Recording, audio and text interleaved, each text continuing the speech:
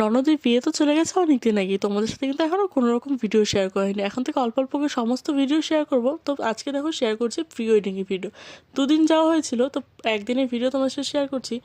দেখো গেছিলাম এদিন তোষা রিভার যে ক্যাফেটা আছে ওখানে। আমাদেরও কিন্তু প্রি ওয়েডিং এখানেই শ্যুট হয়েছিল, আর ওরাও এখানে এসেছে।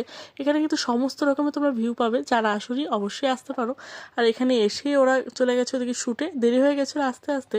আর এদিকে আমরা বসে বসে খাচ্ছি, মানে সমস্ত রকমের খাওয়া দাওয়া নিয়ে ট্রাই করছি। ওদের ওখানে গেলে না আমাদের দেখে ওরা আরও মানে পোজ দিতে পারছে না, হেসে দিচ্ছে।